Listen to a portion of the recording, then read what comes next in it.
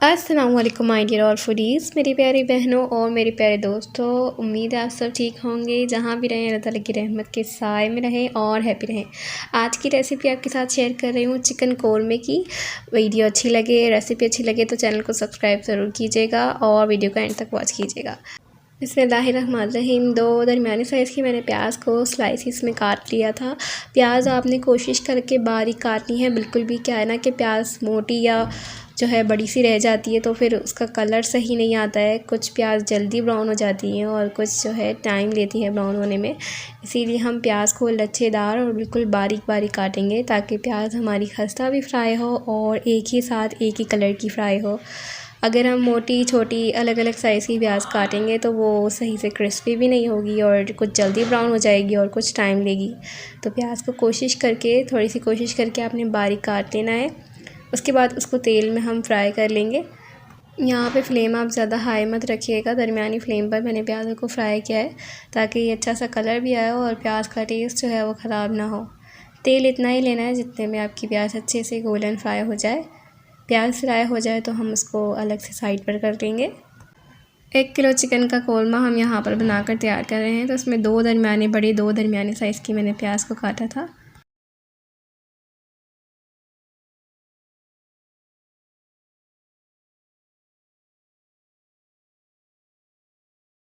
इसी तरीके से हम दूसरी प्याज को भी फ्राई कर लेंगे और साइड करते जाएंगे।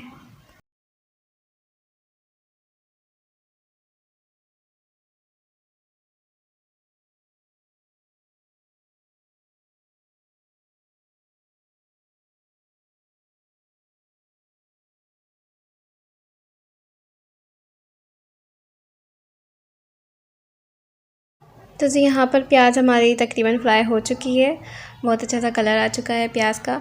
तो अब हम रेसिपी को आगे की तरफ बढ़ते हैं रेसिपी के। अब यहाँ पर मैंने प्याज को साइड पे कर लिया है। प्याज मैं आपको दिखा देती हूँ कि मेरे पास कितनी होकर ये जो है फ्राई हुई है, और ये मैं आपको हाथों से भी दिखाती हूँ कि कोई नरम वगैरह प्याज नहीं है और बिल्कुल ही क्रिस्पी सी फ्राई हुई है। और आप देख सकते हैं इसका शेप जो है वो एक सा ही है, बिल्कुल लच्छेदार सी फ्राई हुई है माशाल्लाह। अब यहाँ पर हम दही लेंगे। दही यहाँ पर 400 ग्राम मौजूद है मेरे पास। इसको मैं एक बार फेंट लूँगी, विस्क कर लूँगी ताकि कोई लम्स वगैरह ना रहे। उसके बाद सॉल्ट यहाँ पर शामिल करेंगे 1 टेबल स्पून। अभी हम 1 टेबल स्पून ही डालेंगे, बाद में हम अपने टेस्ट के हिसाब से डालेंगे। कश्मीरी लाल मिर्च ½ tablespoon, chilli powder 1 tablespoon शामिल करेंगे। कश्मीरी लाल मिर्च से कोरमे का कलर बहुत ही परफेक्ट आता है। धनिया पाउडर यहाँ पर 1 टेबल स्पून शामिल करेंगे। हल्दी ½ टेबल स्पून शामिल करेंगे। अदरक लहसुन का paste 2 table spoon, 1 table spoon ginger का पेस्ट और गार्लिक का 1 टेबल स्पून, दोनों को मिलाकर 2 टेबल स्पून का पेस्ट मैंने यहाँ पे शामिल किया है। ज़ीरा पाउडर शामिल करेंगे 1 टेबल स्पून। उसके बाद गरम मसाला पाउडर शामिल करेंगे ½ टेबल स्पून। इन सबको हम अच्छे से मिक्स कर लेंगे सारे मसालों को।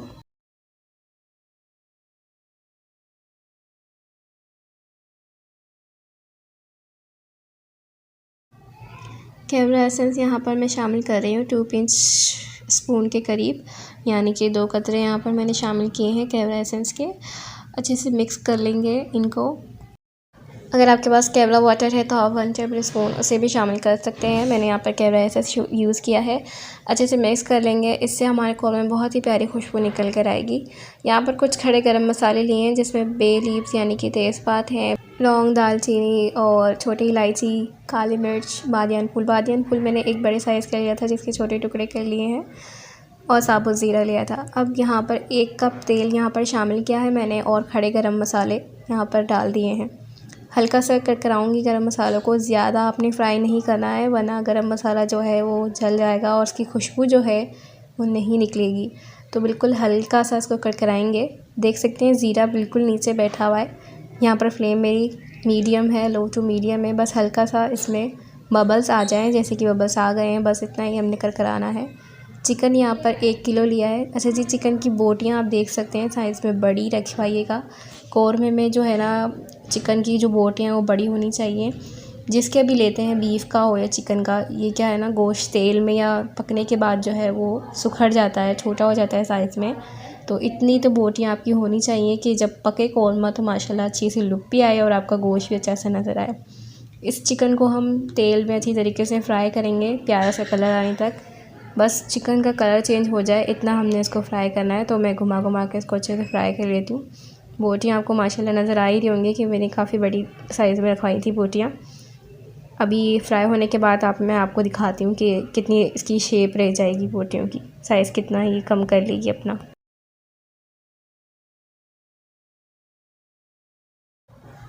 देखिए माशाल्लाह बहुत प्यारा सा कलर भी आ चुका है और चिकन कितनी हद तक जो है ना सिकुड़ भी चुकी है।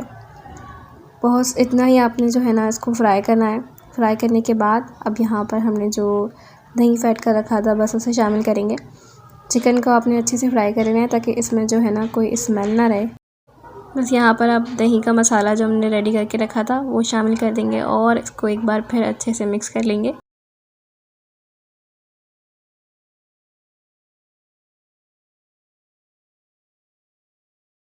अच्छे से मिक्स करने के बाद जिस टाइम हमने मसाला तैयार किया था उसी में 1 कप पानी मिलाकर इसमें मैं शामिल कर दूँगी। हमारे कौरमे में 1 कप पानी शामिल कर देंगे। उसके बाद एक बार फिर मिक्स करूँगी अच्छे से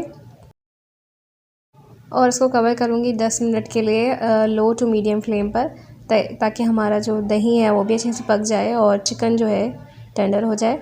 जी 10 मिनट के बाद ये इसकी शक्ल है। माशाल्लाह से चिकन जो है 80% तक बहुत अच्छे से कुक हो चुका है और दही भी बहुत अच्छे से पक चुका है। तो अब यहाँ पर हमने जो प्याज फ्राई करके रखी थी उसको मैंने चूरा कर लिया है और इसमें मैं शामिल कर रही हूँ। ये तो प्याज शामिल करने के बाद एक बार फिर मैं इसको मिक्स करूँगी। आप देख सकते हैं चिकन का साइज़ काफ़ी हद तक छोटा हो गया है, सुखड़ गई है चिकन। इसीलिए मैंने जो है ना माशाल्लाह बोटियाँ जो है वो बड़ी रखवाई थी। पकने के बाद जो है चिकन फिर साइज़ में थोड़ी छोटी हो जाती है। इससे आपका कौरमे का लुक भी बहुत ही ज़बरदस्त आएगा और खाने में भी आपको बहुत मज़ा आएगा।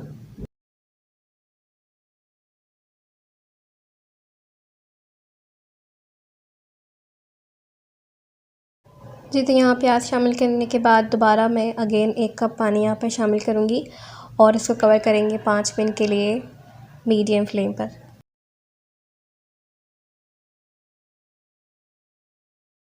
यहाँ पर कौरमे को पकते पकते 5 मिनट हो चुके हैं। मैं यहाँ पे आपको उसकी लुक दिखा देती हूँ। तकरीबन हमारा कौरमा बिल्कुल रेडी हो चुका है और उसकी स्मेल बहुत ही प्यारी आ रही है माशाल्लाह माशाल्लाह।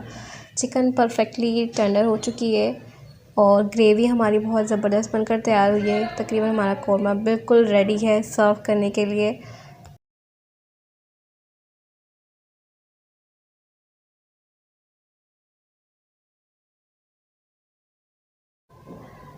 यहाँ पर हम जावित्री जायफल पाउडर हाफ़ टी स्पून के करीब डालेंगे। इससे क्या होता है ना कौरमे में स्मेल बहुत प्यारी आती है और दूसरा इसका टेस्ट भी बहुत इन्हेंस होता है। ये आपको ग्रेवी नज़र आ रही होगी, मैं चला रही हूँ तो बहुत ही ज़बरदस्त और दानेदार बना है। और अब आप कौरमे को जिस थिकनेस पे रखना चाहते हैं ये आपकी मर्ज़ी है। शोरबे वाला खाना पसंद करते हैं तो आप पानी ज़्यादा रख सकते हैं और थिक रखना चाहते हैं तो थिक भी रख सकते हैं। ये परफेक्ट कंसिस्टेंसी है जो मैं आपको दिखा रही हूँ। बहुत ही ज़बरदस्त और दानेदार बनकर रेडी हुआ था। अब मैं यहाँ पे आपको उसको सर्व करके दिखाती हूँ। ये 4 से 5 लोगों के लिए इनफ है। जी तो उम्मीद है कि आपको हमारी रेसिपी अच्छी लगी होगी और अगर आप चैनल पर न्यू हैं तो चैनल को सब्सक्राइब ज़रूर कीजिएगा और अपने दोस्तों में ये वीडियो ज़रूर शेयर कीजिएगा और कमेंट कर अपना फ़ीडबैक हमसे ज़रूर शेयर कीजिएगा। तो जी हमने सर्व कर दिया है तो ये इसकी फ़ाइनल लुक है और बहुत ही ज़बरदस्त बनकर कौरमा तैयार हुआ था।